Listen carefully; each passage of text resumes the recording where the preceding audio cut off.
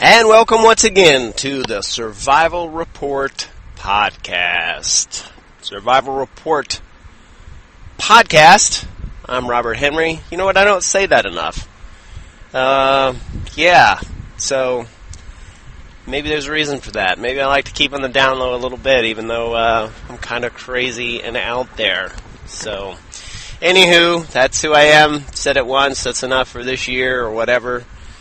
People always are astounded that I'm like that, not just for a OPSEC type reason, but for a pride and ego type reason.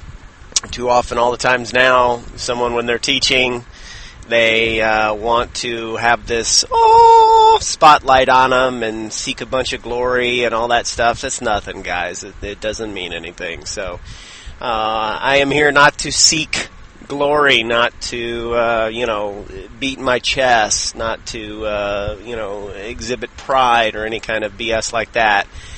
If that was the case, I'd tell you nice, comfy, rosy-dozy things. I'd talk about how survival is all just going to be, cute bunnies and rainbows and, puppies. Well, like the wife likes to say, rainbows fade and puppies poop. So, little words of wisdom there. Anywho, Survival Report Podcast, available at survivalreportpodcast.com, hosted by our friends at survivalandpreparedness.com, the net's leader in quality survival and preparedness information, survivalandpreparedness.com. You don't have to join the forums, you don't have to be a member, but as the old Amex commercials used to say, membership has its privileges. And there is lots of hidden forums and hidden information and various things like that if you do join the forums, you'll be able to see. A lot of members-only type areas where, lots of good videos, private videos and things like that are posted. That don't always make their way to YouTube. Sometimes guys don't want to put a lot of weapons training and various things like that out there, but they'll put it on a more of a private type scale. There's something to think about as well, and of course it's free, so big damn deal. And it's a good chance to have a nice little feeling there with a lot of the members and things like that, and get to know folks. Maybe you'll find somebody in your area and all that good stuff. We do host several campouts, several gatherings, public gatherings. One in Georgia, actually, is coming up in October in South Georgia, and then one in Ocala, Florida, yearly. And the one in Ocala, Florida is coming up in December.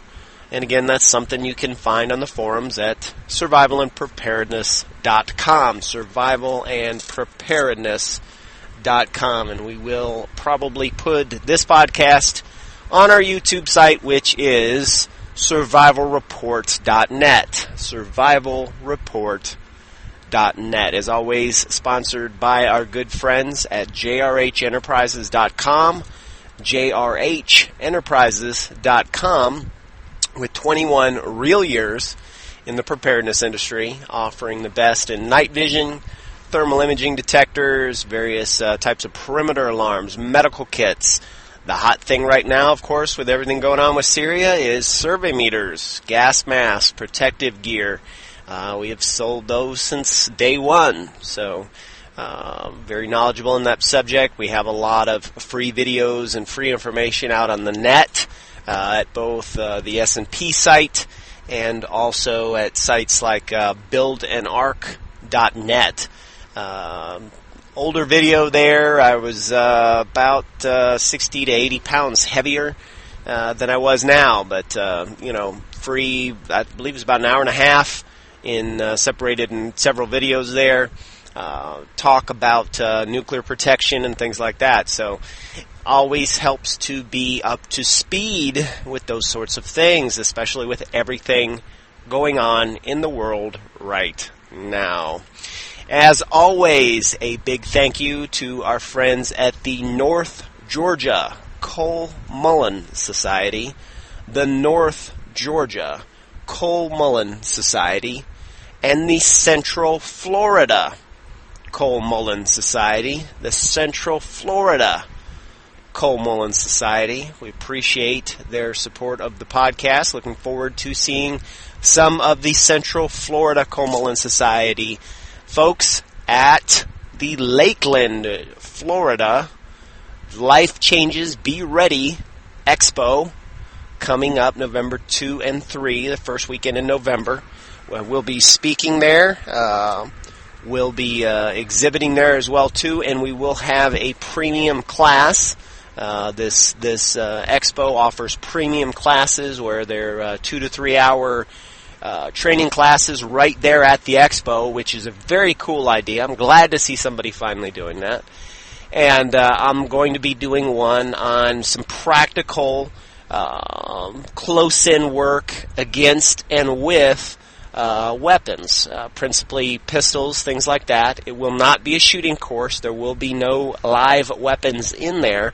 It will be essentially focused on disarming someone, at relatively close range, not necessarily in your face, but relatively close range with the handgun or with the rifle and things like that. Very important subject, especially for the people that think just the presence of them carrying a concealed weapon makes them somehow invulnerable to crime or to attack. That is absolute BS thinking. Just ask George Zimmerman that.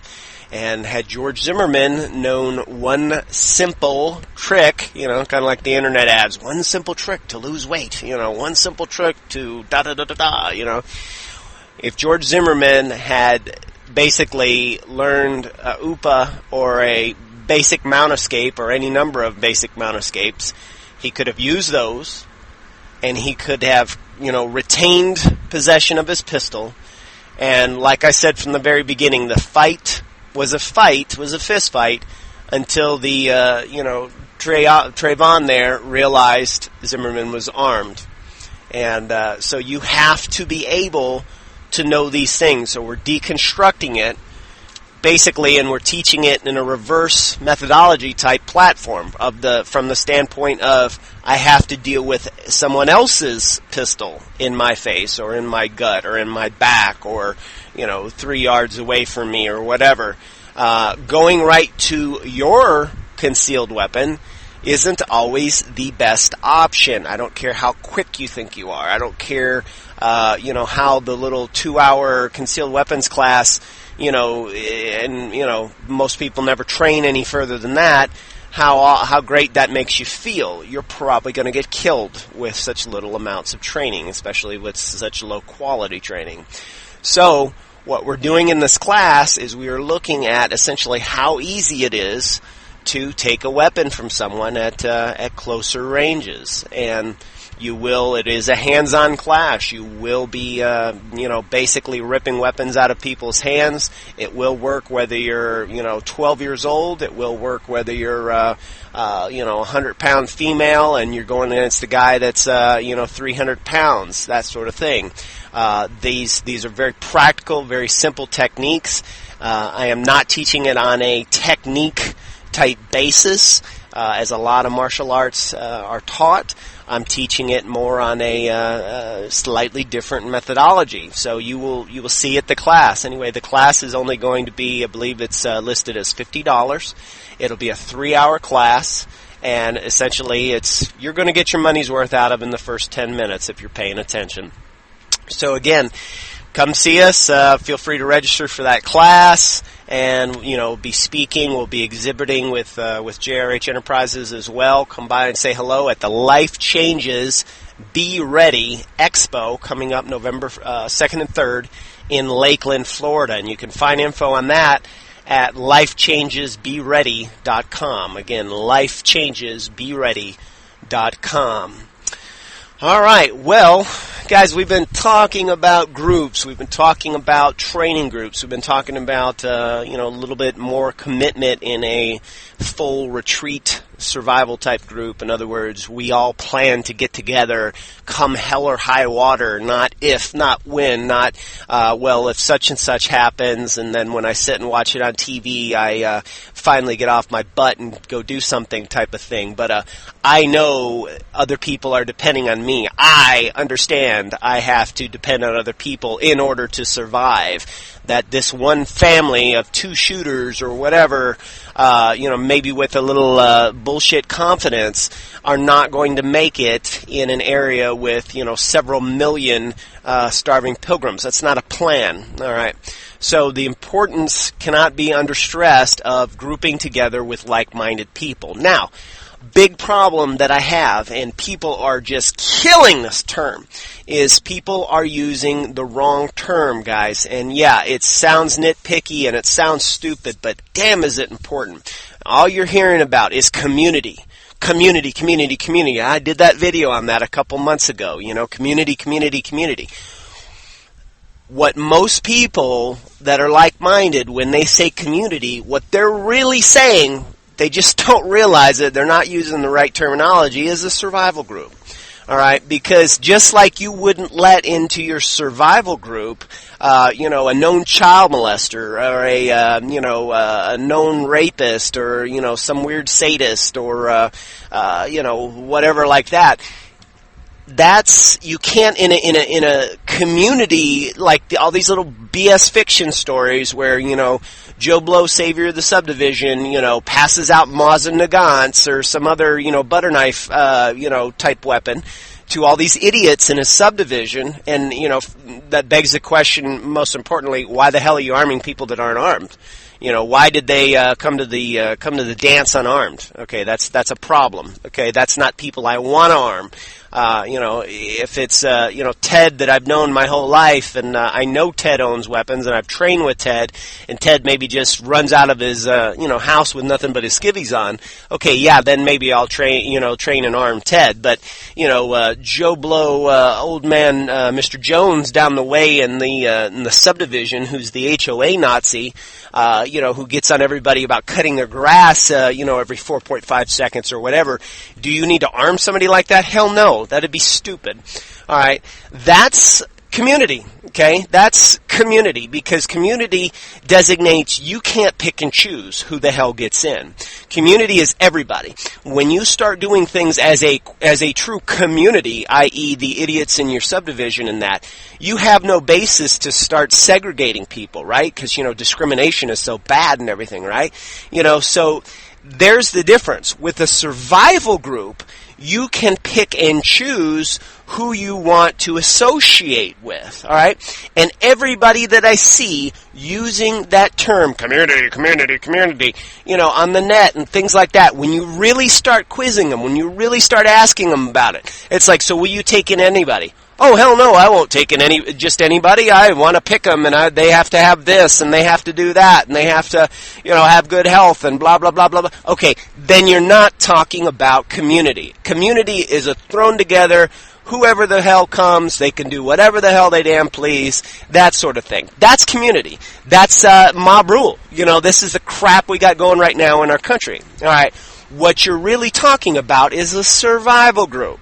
And again, this is people we pick, ahead of time, prepared ahead of time, that again, come hell or high water, they're all preparing, they're all doing stuff. It's not that they're just talking about it and reading on the net and talking about things they're never going to do. They're doing things, and they're putting stuff back, and they're learning new skills, and they're getting in shape, and they're taking care of their health, and all those important things. They're getting their family squared away.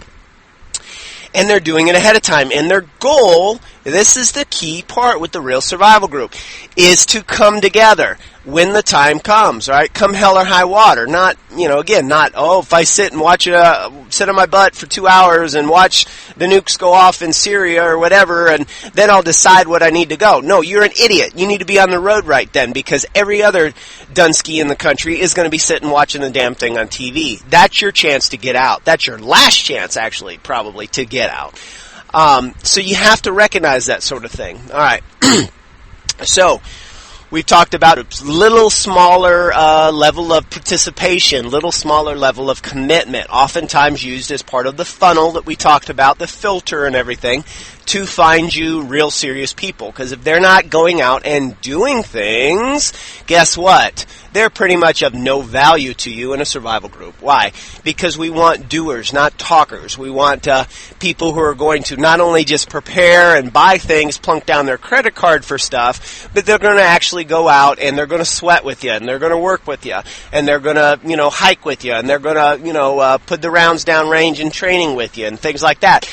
And they're going to also, here's the key, ding, ding, ding, ding, ding, ding, ding. They're going to act when the time comes, all right? They're going to act, hopefully, preemptively, i.e., hey, there's riots in the next town over. I'm going to go ahead and take a day off and get the hell out of here and just, take a small quote-unquote vacation with my family for the weekend. Not, oh, yeah, well, we'll just wait till it comes to our town. Oh, geez, it's on our town. Well, it's on the other side of town, so it's not that big of a deal. And, but I was ready to go. I had my car gassed up, so, yeah, give me brownie points. I'm such a I'm such a hardcore survivalist. No, you're an idiot. You're staying in harm's way.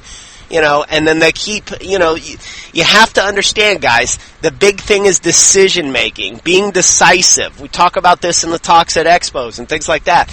That is so lacking right now with preppers. Everybody wants to research, do things 5 million times and go in this, something that should take like 5 minutes to make a damn decision takes days and days and days with people now. And it's the concept of, I want to do it once, do it right. Well, yeah, who doesn't? But guess what? That's not realistic in life. If that was the case, there'd never be any damn divorces. Hey, hello, wake up, America.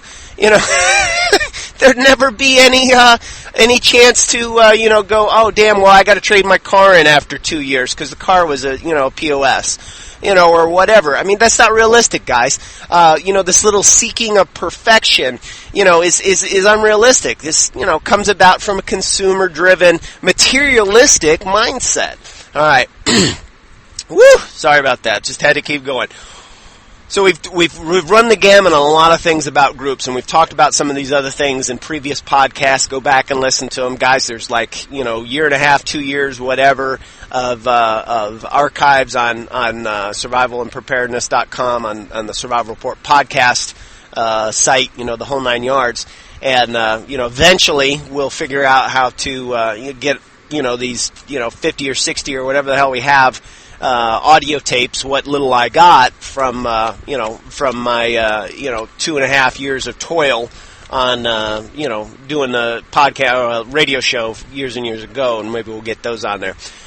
What we want to talk about today is, people always talk about, well, how can I find survivalists and all that good stuff, and how can I find like-minded people? We talked about some of that. We talked about the filter. We talked about not, basically laying all your cards on the table right off the bat. He flips up one of his cards, you flip up one of your cards. And he flips him another card, and you flip up another card.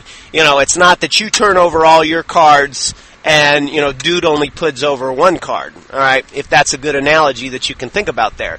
You reveal a little bit on your end as they reveal a little bit. Now, that doesn't mean you tell them, oh, yeah, and I got this thing buried over here, or I got, this questionable item in my, pantry, or I got, no.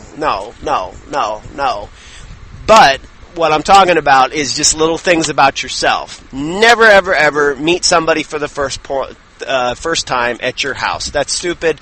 Don't do it. It's really dumb. The fact that that's even thrown about sometimes, if you pay attention, people do it. On some of the survival forums and things like that, it's naive people. It's people that, it's kind of amazing, but a lot of like-minded people do that. And, of course, then when you kind of say, hey, you might not want to meet these people at your house for the first time. Oh, you're just paranoid, and you're just one of those negative people. And no. The difference between you and me is I've done this for 27 years. You're still freaking dreaming about it. Okay, that's the difference. Or you haven't been burned yet. you haven't had the guy steal stuff from you or half burn down one of your structures on accident, via maliciously, that sort of thing. You've never had that yet. So don't come and tell me that I'm negative. I'm dealing with things, I'm responding to things based out of my experience, real life experiences, not fantasy dreams and reading fiction stories where everything just goes swimmingly, and there was no group dynamics issues. Lisa would get mad and throw peas at people and then go to her room and sulk or whatever the hell he said in Patriots. Patriots is an excellent book. I recommend people read it. The group dynamics there are basically, everybody gets along swimmingly. That's not realistic. In any group I've ever consulted with, in any group I've ever been in any group I've ever worked with, helped form, whatever. It's just human nature for people to get pissed at each other sometimes. It's human nature for people to not fully agree on everything. And when that happens, some people, certain types of people, make dissent, let's just say this, they make dissent a hobby, that sort of thing. So, great book other than that, and their, glaring OPSEC failures, and I recommend people reading it, and I have, since back in the 90s when, promoted that on my shortwave show and things like that. However, you have to understand what it is, in that regard. Sorry about that. All right, so what about just converting people, or I like to call it making survivalists? All right. So what am I talking about here? I'm talking about people it's just like I'm going to come to your house. I know, and the stuff happens. I know where I'm going to come find food, blah, blah, blah, blah, blah. You've all heard it. Everybody's heard it who's ever screwed up, who's ever, let it out that they had some food or, even friends and family members. If people are that close to you, they're going to know about, to some extent, what you do, no matter how you actually do keep your mouth shut. And then, of course, if you're, telling everybody about it, trying to be the poster boy for preparedness in your, subdivision or in your, city or whatever, well, guess what? Then everybody and their brother's going to know about it. So OPSEC always prevails. But the point is, first and foremost, you should try to convert or, make survivalists out of friends and family members. Now, why? Okay. They're the ones that they are going to be there when the time comes. They, like I said, if they are that close to you, they're going to know that, you're storing food, that you have some weapons, that you're doing stuff, things like that. Don't kid yourself on that. People pick up on little cues. People pick up on how you carry yourself, various things like that. I spot people a lot, based on things like that, and just kind of tuck it in the back of my mind, yeah, he's talked about raising bees, but I know he's a shooter also. Okay, that's kind of an odd combination, he's, how about this? And then you factor in 2 or 3 different things, and you make a little spider web, in your mind, like, okay, these are all of his interests, and it kind of forms a pattern after a while, and life is based on patterns, guys. What we see and all that good stuff. So, those people, the friends and family members, again, close friends. I'm not talking about Joe that you see one time at the water cooler, or old Mr. Jones that waves to you when you drive by and you have no freaking idea what's going on in his life or what his family situation is or any kind of crap like that. I'm talking about long-term, close friends, the guys that right now, if you had a list that had 5 people in it that you would call, your house is on fire right now, and all of them could be there in a short period of time to help you, those are the people I'm talking about. Who would be those 5 people you called? All right, well, more than likely, those people are closest to you. Those people are the kind that would show up, that would need your help. All right, now, we can do 2 things. We can try to play Rambo, as everybody on the net likes to do. Well, they laughed at me once when I was 15, so I'm just going to tell them to go to hell, and they can eat hot lead if they don't like that. Get the hell out of here. You're not going to do that crap. Get off the Rambo crap and get into real life. You're going to have people that you care about, friends, family members, whatever, show up at your door on day 1, day 2. They'll probably sit on their butts on day 1, like most preppers will. So it'll probably be day 4, 5, whatever. Okay. But the important point is that year supply of food that you have for yourself or whatever, now with Billy and Joe and his Joe's 2 kids and 3 or 4 other people, now you got 6. Guess what? Now it's a 2-month supply of food. Why? Because you have to feed them. You're not going to turn them away. You're not going to shoot them. Blah-de-de-blah, blah-blah-blee. Get the damn Rambo fantasies gone. You're going to need the extra eyes and ears. You're going to need the manpower. And it's going to be a hell of a lot better to deal with the people that you have some familiarity with, that you have some trust over already, even if they're pains in the butts, like family members sometimes are, like close friends sometimes are, oftentimes are. Better that than risking it with these little fantasy BS ideas of, grabbing people from your subdivision who you don't know, who don't know you, who don't give a damn about you, and trying to make it with them. All right, so we need to convert friends and family members first and foremost. Also, over time, as they start preparing on their own, what does that do too? That makes it to where they're not going to be so much of a burden on you. Okay, does that make sense?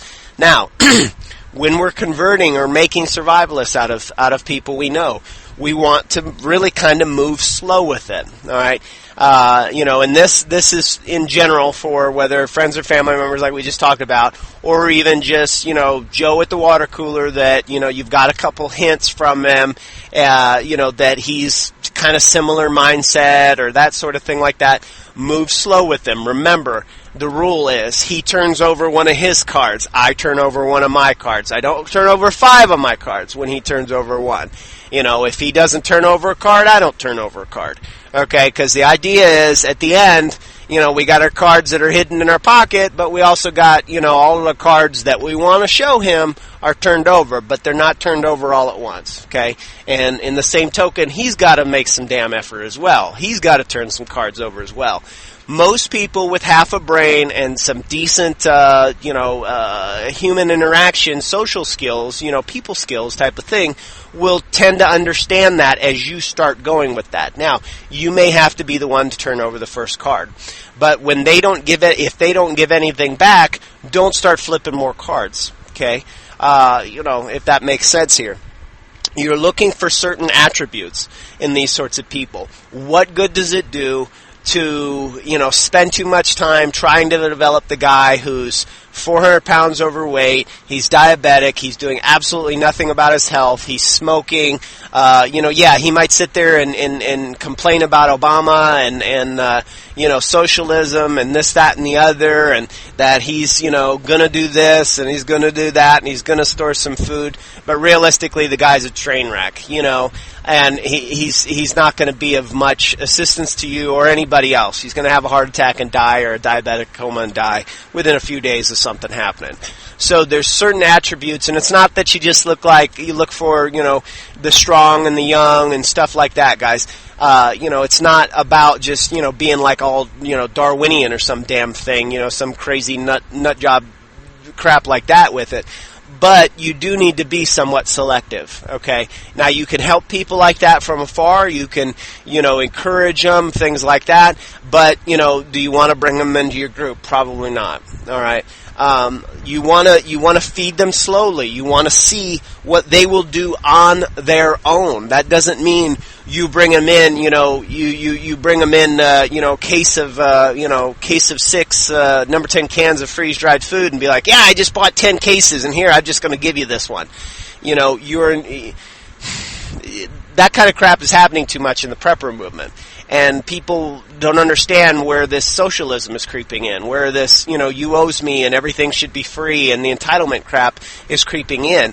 We have to have people that are willing to stand on their own. They need to be independent, yet when they operate within a group, they need to be interdependent. Okay, there's a difference there, independent and interdependent.